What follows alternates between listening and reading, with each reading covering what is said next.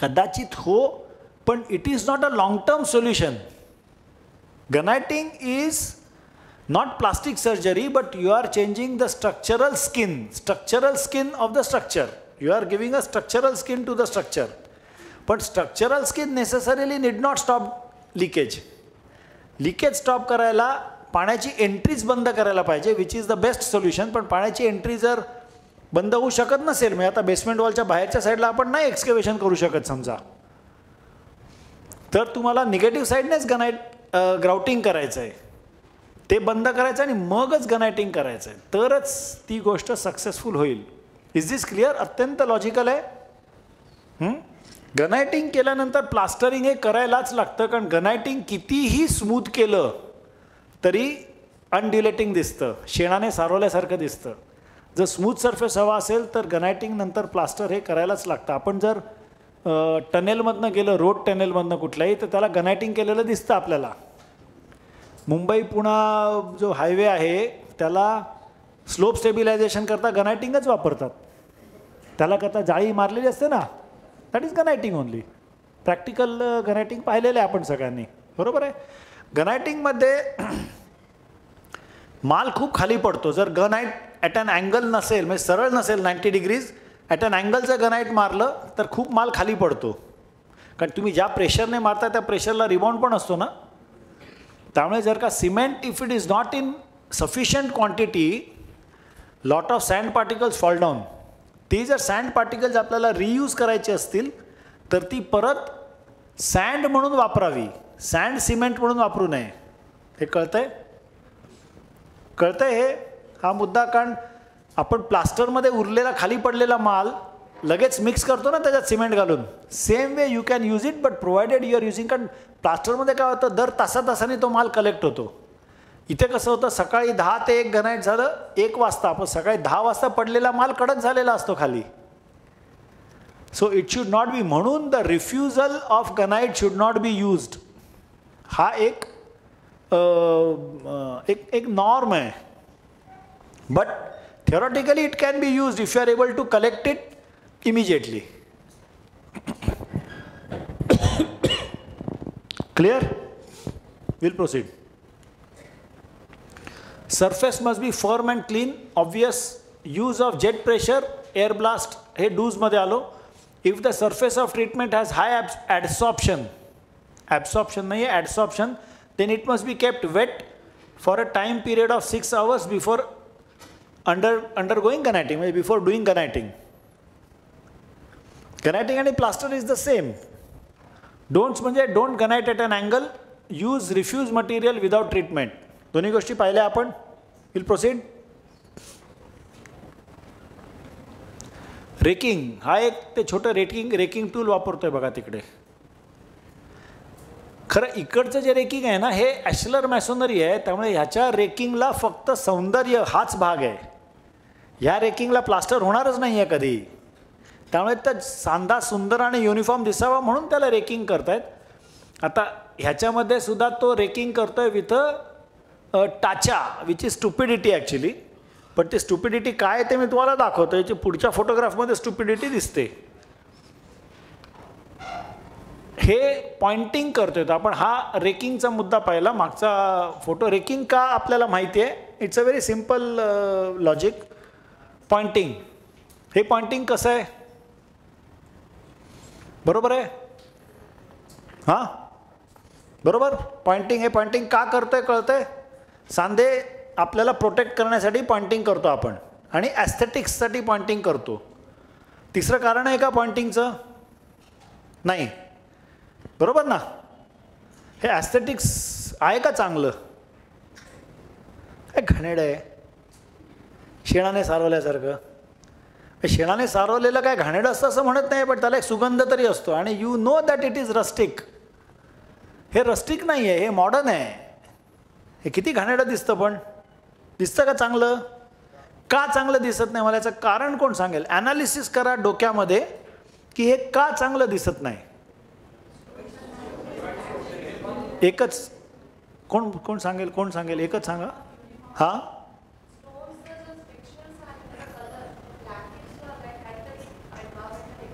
नाही, स्टोनचं आपण बोलतच नाही आहोत, आपण फक्त आत्ता या क्षणाला पॉइंटिंगचं बोलतोय. पॉइंटिंगचं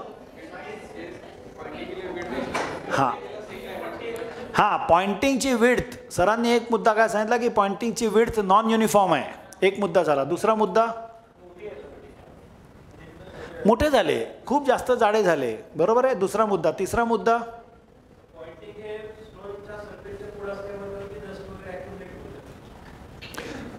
हां म्हणजे पण आत्ता दिसायला का वाईट आहे?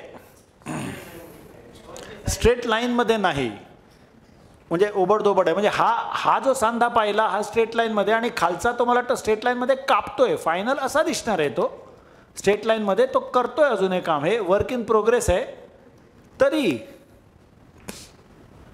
ह्याच्यात एक काय माहिती आहे का, की एक मूळ मूळ मूळ मुद्दा काय आहे की pointing should be only on the joint, not on the stone. हा बेसिक रूल त्याने याच्यात फ्लाउट केला आहे. जर हा फक्त जॉइंट वरती असता तर तो दिसायला इतका सुंदर दिसला असता, ह्याच्यासारखा सुंदर दिसला असता. आता ह्याच्यामध्ये तुम्ही हा फोटो पाहिला, त्याच्यामध्ये काहीतरी अशा पांढऱ्या पट्ट्या दिसतात बघा, इकडे दिसत आहेत. आणि इथे तुम्हाला रेकिंग आणि पॉइंटिंग दोन्ही केलेलं आहे. हे दिसतंय का? किती सुंदर, सुबक, सुटसुटीत चांगलं काम आहे. का? कारण इकडे आपण त्याला, हे तीच साईट आहे काल जी तुम्ही पाहिलीत ना, वाघ मंदिरची केस स्टडी काल आपण पाहिली ना, तीच साईट आहे त्याच्यामध्ये. आणि रादर आम्ही आमच्या प्रत्येक प्रोजेक्टला आधी जॉईंटिंग म्हणजे पॉइंटिंगच्या आधी मॅस्टिक टेप लावतो. इलेक्ट्रिकल टेप असते ना, मॅस्टिक टेप, ती लावतो आणि मध्ये त्याला बरोबर युनिफॉर्म विड्थचा सांधा भरतो. जो दगडावर येणार असतो तो मॅस्टिक टेप काढली की तो निघून जातो. त्यामुळे अत्यंत फाईन, म्हणजे तुम्हाला 2 mm 3 mm 4 mm चा सांधा असेल तर तो तेवढाच भरता येतो. 1 सेंटीमीटरचा सांधा असेल तर तो तेवढाच भरता येतो. हा जो फोटो होता ना, ही कोर्स्ट रबल मॅसोनरी होती, बरोबर आहे. But it is with random रबल. या दगडाला घडलेला एकाच साईडने घडवले, ते याला फ्रंट फेसला घडवलेलं नाही आहे. त्यामुळे त्याला अनड्युलेशन्स असतात. आता आपण ह्याचं एक केस बघूया. हे कसं करायचं ते मी दाखवतो. कसं करवून घ्यायचं ते तुम्हाला बघायला लागेल. गंमत कशी आहे की 2 दगड, याचे खालचा आणि वरच्या दगडाचा जर आपण क्रॉस सेक्शन बघितला तर हा दगड असा आहे आणि हा सांधा आहे त्याचा, आणि त्याचा खालचा दगड आहे दुसरा, हा असा आहे. सॉरी, खालचा जॉईंटचा थिकनेस मी वाढवतो. खालचा दगड हा असा आहे. आता ह्या केसमध्ये त्याने काय केलंय, त्याने सांधा भरलाय एवढा, इथनं इथपर्यंत.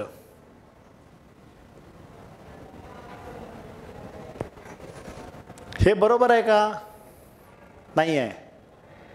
त्याने सांधा एवढाच भरायला पाहिजे होता, पण जर का एवढा सांधा भरला तर तो असा येतो आणि तो दिसायला विचित्र दिसतो. या केसमध्ये त्याला काय करता आलं असतं की त्याला हा दगड हलकासा इकडनं तोडून हा सांधा असा भरता आला असता. हे कळलं? हे त्याला कळत नाही. त्याला शिकवलं गेलं की जेवढं दिसतं उबड धोबड ते सरळ करून भरून टाकायचं. आणि मग काय होतं की हा दगड इकडे असा आहे, 1 फूट दूर, ह्याच थरामधला 1 फूट दूर वरचा दगड बाहेर असतो, खालचा दगड आत असतो. मग तो सांधा इथे फिरतो, म्हणजे वरती सांधा वरती असतो, इथे खाली सांधा खाली येतो, म्हणून ती त्याची लाईन लेवल पण दिसत नाही. आता हा जरी सांधा तुम्ही बघितलात त्याला लाईन लेवलच नाही आहे, लेवल नाही आला बघा, वरती आहे खाली आहे, हा सरळ असा हॉरिझॉन्टल लेवलमध्ये नाही आहे. Because of this reason. जर तुम्ही हलकी जर घडाई करून घेतलीत ना टाच्याने, हलका तोडायचा म्हणजे काय, असं एक चिन्नी घेऊन 10 mm 15 mm 20 mm 30 mm तोडतोय असं नाही, हलकं 10 mm तोडू शकता, मग 50 mm तोडतोय असं नाही. हलकं तोडून जर त्याला लेवल केलं तर इट बिकम्स, पण ते करत नाहीत.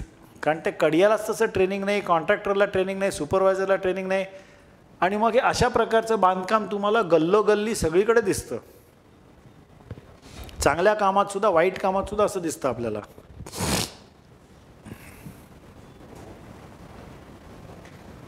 So this is very good quality pointing, this is bad pointing. हे रेकिंग टूलने म्हणजे तो टाच्याने रेकिंग करतोय, विच इज क्रेझी. हे correct, raking has to be, raking म्हणजे सगळा माल आतला जेवढा आहे तेवढा काढणे नव्हे. रेकिंग म्हणजे जेवढा खराब माल आहे तेवढा काढणे. आणि प्लास्टर करायचं असेल तर ग्रिप मिळण्यासाठी 4 mm, 5 mm, 3 mm काढणे. That's all. Clear? Proceed.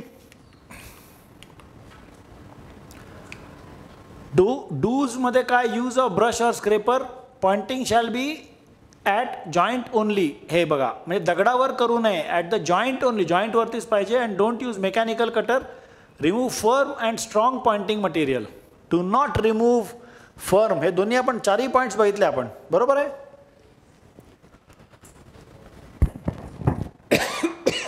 Next technique जे आपल्याला बघायचं ते आहे फायबर रॅप.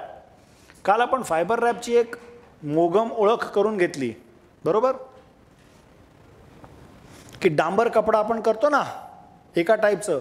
आता फायबर रॅप म्हणजे काय की एक्स्ट्रीमली स्ट्रॉंग टेन्साईल फायबर्स जर का मी एका अलाइनमेंटमध्ये लावले आणि जर का ते मी एका पर्टिक्युलर डायरेक्शनमध्ये कॉन्क्रीटवरती, ब्रिक्सवरती, मॅशोनरीवरती जर का मी ते एका पर्टिक्युलर डायरेक्शनला चिकटवले तर काय होईल? त्या डायरेक्शनला त्याची टेन्साईल स्ट्रेंथ वाढेल, बरोबर आहे. हे क्लिअर आहे की नाही? क्लिअर आहे की नाही? आता आपण काल हे काय पाहिलं की एका बीमला, हा बीमचा बॉटम आहे, हा बीम असा बेंड होणार आहे. ह्याला जर का आपण इथे खाली फायबर रॅप लावला म्हणजे हे इथे जसं जे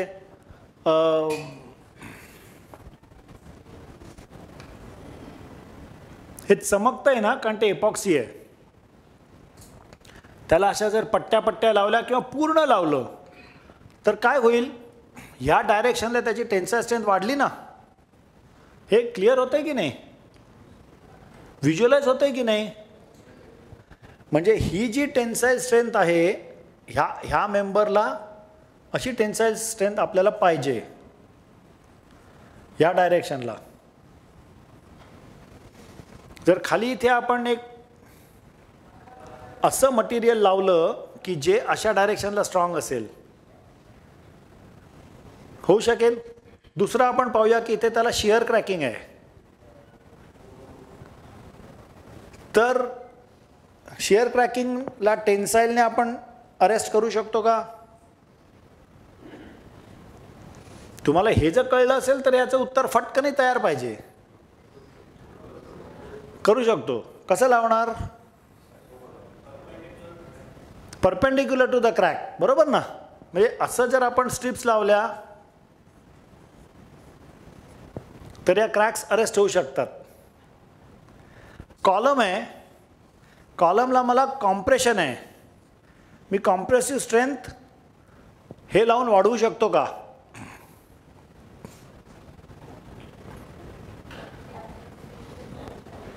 हे तर फक्त टेन्शनच घेतं, हे कॉम्प्रेशन नाही घेत.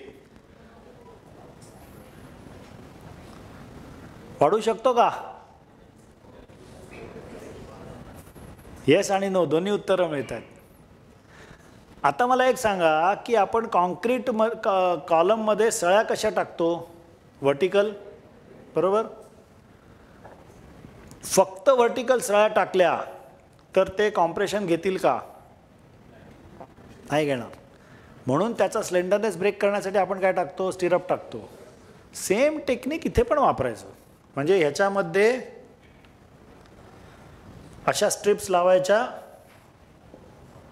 All around. चौकोनी कॉलम आहे, रेक्टँग्युलर कॉलम, आणि त्याला अशा पट्ट्या लावायच्या. असं जर लावलं तर कॉम्प्रेसिव्ह स्ट्रेंथ वाढेल की नाही? बरोबर आहे.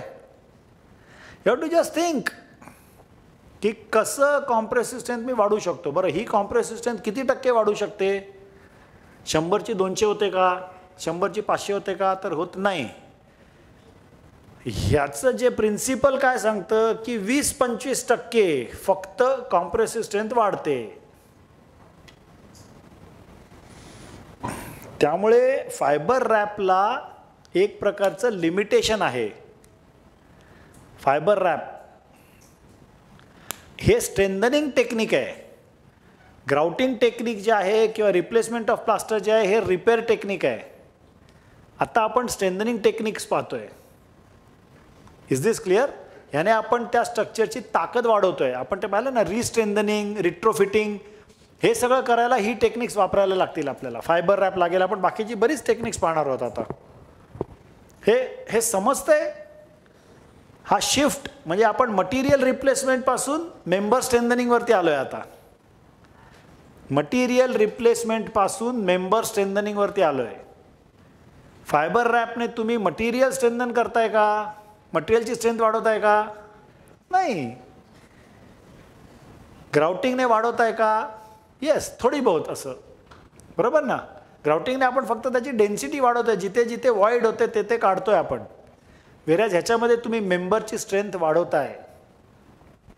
हे स्लॅबचं आहे. हे लोड बेरिंग ब्रिकवर्कला केलेलं स्ट्रेंथनिंग आहे. हे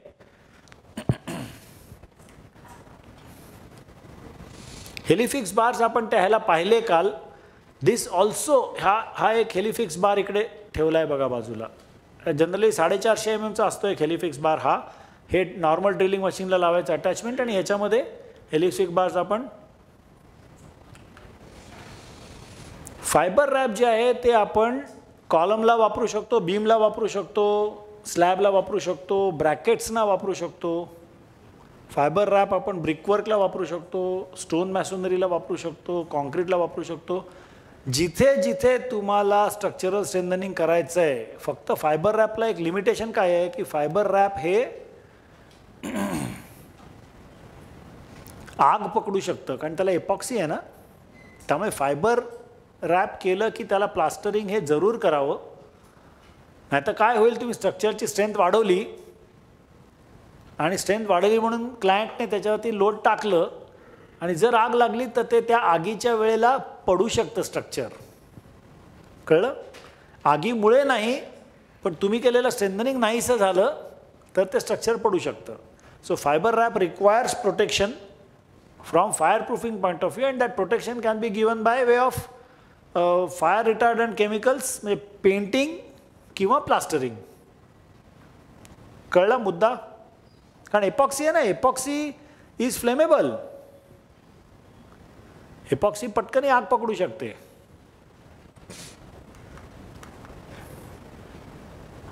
हेलिफिक्स बार्स कुठेही वापरता येतात. म्हणजे दोन स्टोन जॉईंट्स एकमेकांना करण्यासाठी, फिक्स करण्यासाठी स्ट्रक्चरली हेलिफिक्स बार्स वापरले जातात. हे आपण काल पाहिलं. This I will go further.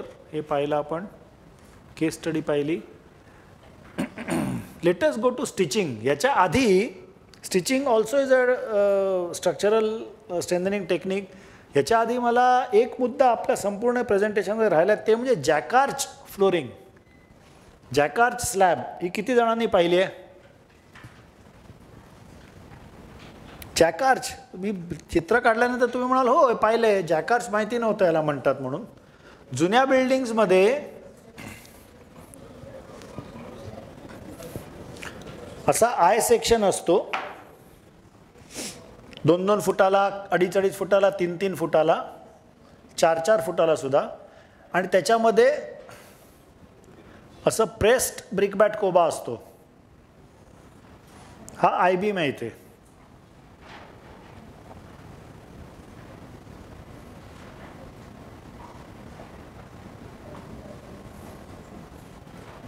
हे बघितली ना सिस्टीम जॅकार्चची.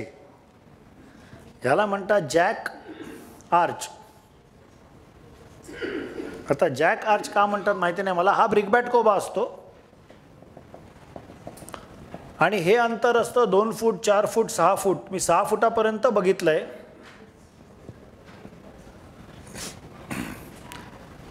प्रेस्ड आर्च शेप केल्यामुळे हे प्रेस्ड ब्रिकवर्क उभं राहतं. ह्याचं कन्स्ट्रक्शन कसं होतं, हे गर्डर्स ठेवले जातात जागेवरती, इथे शटरिंग केलं जातं आणि त्याच्यावरती ब्रिकबॅट कोबा टाकला जातो. ब्रिकबॅट कोबा हल्ली कोणी करत नाही, त्याच्यामुळे कॉन्क्रीटने पण हे भरू शकता. याचे मॉडर्न हे काय आहेत, हे ओरिजिनल बिल्डिंगला असं करायचे जुन्या काळी. नवीन बिल्डिंगला हे जे गर्डर आहेत, या गर्डरच्या ह्या लेवलला टाईल टाकली जाते स्टोनची आणि त्याच्यावरती कॉन्क्रीट टाकलं जातं. म्हणून याला लादी कोबा म्हणतात. लादी कारण स्टोनची लादी आहे. ही इथे पण टाकली जाऊ शकते किंवा ह्याच्याहूनही सोपं म्हणजे ही इथे वरती टाकू शकतो आपण.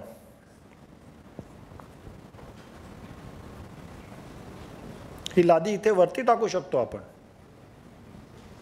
आणि त्याच्यावरती कॉन्क्रीट करू शकतो. हे मॉडर्न व्हर्शन झालं जॅकार्डचं. आत्ता मला एक सांगा की ह्या जॅकार्डच्या बीमला करोजन आहे इकडे.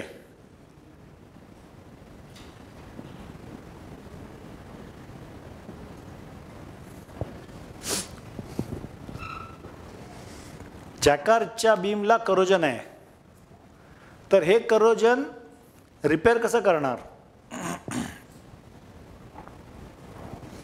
रिपेअर तर पुढची गोष्ट आहे, हे करोजन आहे हे कळणार कसं आधी?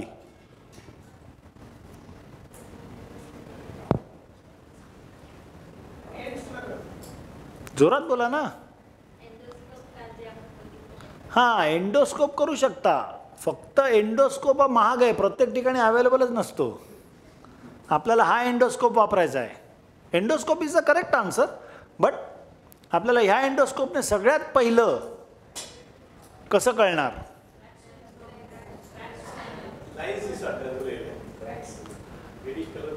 हां, रेडिश कलर दिसतो.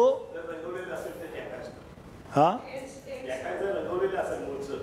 हां, तर तेही तेच कळत नाही. रंगवलेलं नसेल, लाल रंगाने रंगवलेलं असेल तर काही कळत नाही. क्रॅक्स पडतात, बरोबर आहे. कुठे पडतात क्रॅक्स? कारण क्रॅक झाला की करोजन झालं की क्रॅकिंग होणारच. कुठे होणार क्रॅकिंग? एक विचार करा आता. Now think. Answer is very correct. Let us think. हे काय आहे? Is a compression member. Arch आहे ना, arch is a compression member. इथे करोजन झाल्यामुळे सॉफ्ट मटेरियल निर्माण झालं. That soft material is trying to push the arch this way. पण हे मटेरियल सॉफ्ट असल्यामुळे ह्याच्यावरती आलेल्या वजनाने हे याला क्रश करत जातं आणि ही क्रॅक जी आहे, ही क्रॅक इथे पडते. जॅकार्डला जर अशी सेंटरला क्रॅक दिसली तर समजायचं की याला एक्स्ट्रीम करोजन आहे. Centre of arch, crack in center of arch is due to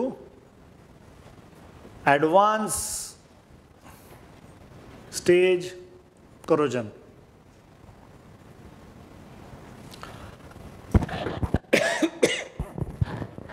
हे आणि हे रिपेअर कसं करणार? काहीही याला रिपेअर करता येत नाही. कारण ज्या मटेरियलला तुम्ही टचच करू शकत नाही ते रिपेअर कसं करणार? म्हणजे ह्याला आम्ही प्रयत्न करून बघितलेत. इकडनं असं ड्रिल मारायचं आणि ग्राउटिंग करायचं, पण ते काय, it's not successful. You cannot repair a extremely corroded jacquard. मग ह्याला काय करू शकतो आपण? सबस्टिट्यूट फ्रेमवर्क करू शकतो. आपण सबस्टिट्यूट फ्रेमवर्कमध्ये जाऊया आणि परत येऊया इकडे. कारण हे मी इथेच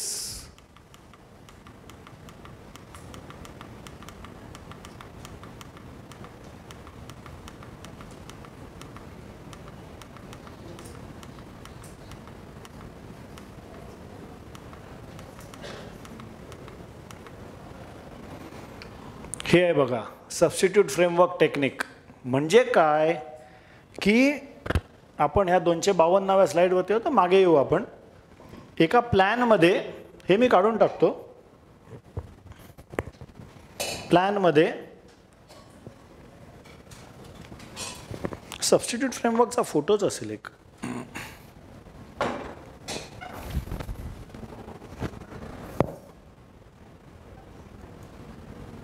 हे बघा, ही बीम कॉलम सिस्टीम आहे आणि हा बीम जर डिफ्लेक्ट, ही जर स्लॅब डिफ्लेक्ट होत असेल तर त्याचा आपण हे कमी करण्यासाठी, स्पॅन कमी करण्यासाठी गंमत कशी आहे, WL²/8 हे बेंडिंग मुवमेंटचं सिम्पली सपोर्टेड करता हे फॉर्म्युला आहे. आपण W कमी करू शकतो का? नाही. वजन कसं कमी करणार?